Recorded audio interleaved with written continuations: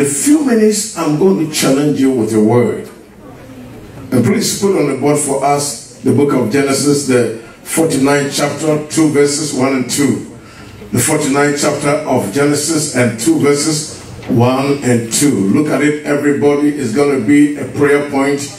You're going to speak to God with this verse. It says, and Jacob called his sons, and I thank God for we are sons of our father Obadiah, apostle. Amen. So Jacob called his sons and said, gather together, that I may tell you what shall befall you in the last days. Verse 2. Verse 2 says, gather together and hear you, sons of Apostle T.O. Obadiah, and listen to your father, Israel, your father. Please stand up on your feet, everybody, today. What will be is if you come to God and he doesn't speak, it's like you came to waste your time. He said, gather yourself. We didn't gather here so that we go back the same. We gather that God will speak to us. If you believe that God, I want you to speak to me. Pastor led us in a serious and a wonderful prayer. But I want you to look at this scripture. Say, I'm here tonight that God, you speak to me. Father, speak to me. As a son of your son, Apostle T.O. Obadiah, you gather me here that you speak to me. Can you lift up your voice and begin to talk to God? Lord, speak to me, speak to me, speak to me. Show me something that I will work on the latter days and the years ahead of me. Lord, speak to me. Put something in my hand. In the name of Jesus. Spirit of the living God, we ask you to speak to us. Let no voice of darkness have access over your people. Let no distraction, let no voice of the enemy have any access to God's people. We declare war against any satanic agenda, purposes of darkness. We overrule in the name of Jesus. Speak to us, our God. In Jesus' mighty name we pray. Our Father in heaven, we approach the throne with humility. We are asking for illumination, understanding, and direction. Speak to every one of us in the language we will understand. That at the end, your name will be lifted and be glorified. One more time, show the devil that you are still in charge. In Jesus' precious name, and everybody shout louder, amen. Amen. Please take your seat in the presence of the Lord. The wonderful God we have. Please, I want to challenge you briefly. In a few minutes, we're going to stand up and pray because I believe in prayer. I'm going to show you a verse, but before I show you the verse, the topic that I'm given to talk about is arise. Let me hear from you. Arise, to fulfill your destiny. Oh, what a topic! See, look at it. Look at it. Because destinies. I have seen even Jesus came to a time of his life and he said to his father, let this cup pass. This destiny, I don't want to fulfill it. Jesus, Son of God, will come and say to God, Father, I know everything is possible. The book of Matthew 26, when you read from verse 37, he said, I know with you everything is possible, but let this cup pass. This is too much for me. I can't go through this. I don't want to fulfill this destiny. Jesus. And he prayed for 3 hours. How many hours again? 3 hours. Some of us, we think the way he prayed, they say, Father, let this cup pass. And if it's not my will, but your will, let our will be done. It's like 1 minute prayer. He prayed 3 hours. That means he was talking to God. Lord, let this cup pass. I don't want to drink this cup. I don't want to go through this pain. This destiny, even though before I was born to go through this, but I don't want to. You have never gone to that place before where you come to a point of your life and say that this destiny, I don't want to fulfill it. Hear this. That is Jesus. Hear this again. There was a guy called Jeremiah. He told God, God, you know I'm a child. What do you want to send me to go and tell people?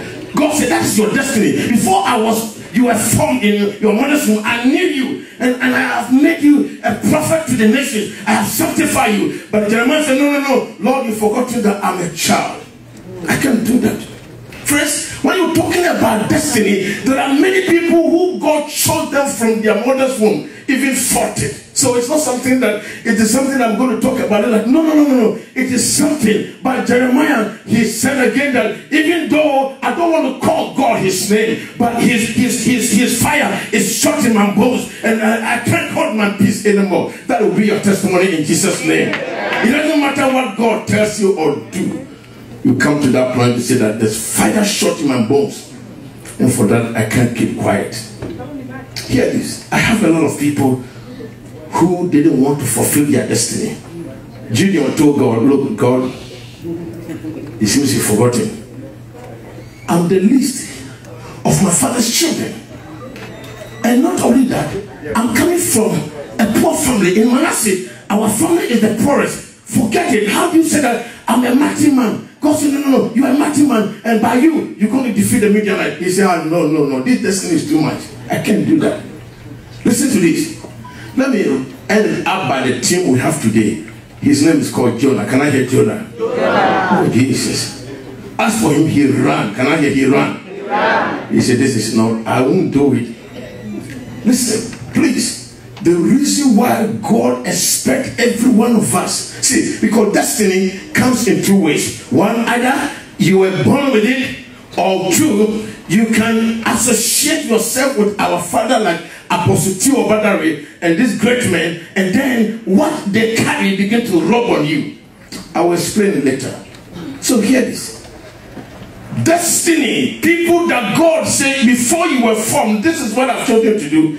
They fought destiny. They say they won't do it. So it's not an easy thing to fulfill destiny. That's why in the name of the Lord Jesus, these few minutes or few days that we are here to talk about destiny and arise, oh sleeper, please hear this. Because if you are in this room and your phone doesn't ring in a day or 2 days, you know you are backsliding. Let me repeat again. If you are in this room and your phone doesn't ring 1 day, 2 days, you are not saving data or minutes. It means you are not the solution, or you haven't got I want to borrow my GO word. You say you are not relevant, or you are not significant to a generation. Why? Because everybody wants to call somebody. Anytime your phone call, 98% of them are people having need and they want you to solve their problems. So anytime your phone doesn't ring, it means something is wrong with you somewhere. You need more anointing. Sir, you live with daddy at least 2 months of his life. The 2 months you live with him, was there any 2 days that people didn't knock at our father's door that they want prayer, prophecy, or miracle, something? 2 days, sir. So if you as a man, a woman, a child of God for 2 days, nobody called your phone from Africa and said that, can you send me some money? You need deliverance. Praise the Lord. See, listen. You are not made just to waste your life on this planet. You are made to fulfill a destiny. Can I get destiny? Destiny. So please hear this. I gave you 4 people. The other one called Jonah ran, and when he ran, God did something. Jonah 1 verse 4. Bible says God sent the wind, and the wind troubled the sea, and the sea troubled the ship, and the ship troubled the sailors, and the sailors decided to, we are going to throw this guy into the sea, and the fish was also troubled by God. Why, God? Why should you trouble one person like Jonah that said, I don't want to go? Why do you trouble everybody? Why don't you leave him? He said, I don't want to go. Why? And you know what God told me? It shocked me. God said, you don't know something. I said, God, tell me. I want to understand. He said, what Job could do, Jonah could do. There was no human being on this earth that could do what Jonah did. I said, show me. Because, see, or do you know, I've gone to churches where they are praying for Jonah to go. He said, there's a Jonah here. Lord, in the name of Jesus, we cast Jonah out. I said, I will read the story. They don't know the depth and who Jonah is. There was no human being on this earth apart from Jesus that could do what Jonah did. So when he slept, God couldn't take it. Why should this man do this to me? The reason why God chased him until he threw him into the sea. And I said, God, let him die. He said, no. That guy has something. See, look, listen. Let me suggest listening to you. The day he was thrown into the sea, everybody on board, even though they were unbelievers, Read Jonah 1:16. Jonah 1:16 said that every one of them, they made vows and said to God, we will serve you. In other words, Jonah was the only person that in his death, he did more like Jesus did more when he died. Can I hear you? Oh, you didn't hear me. Can I hear you? I hear you. Jonah, immediately he threw everybody on board, said that God will serve you. That's one. So I said, God, this is Jonah. The second thing Jonah did, listen to this. Jonah was the only human being that could use one day to cover 3 days journey. No human being has ever done that. 3 days journey, the man said, I will use 1 day to cover it. God said, have you seen his qualities? I said, yes, sir. Not only that, Jonah was the only person, can I hear only person?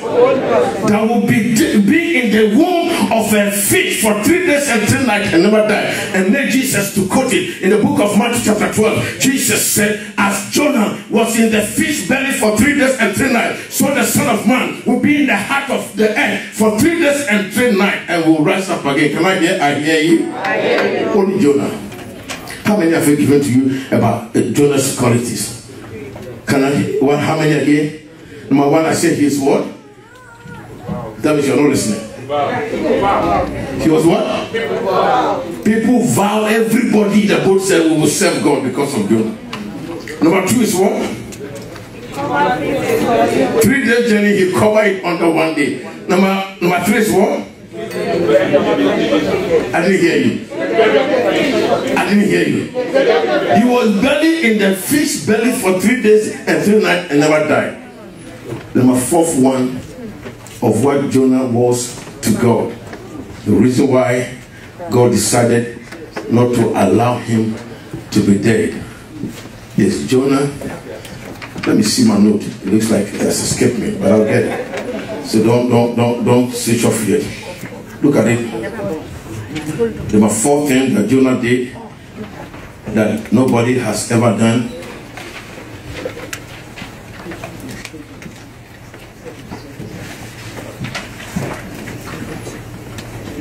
So no human being has spoken to a city that every one of them, including animals, decided to fast. Yes.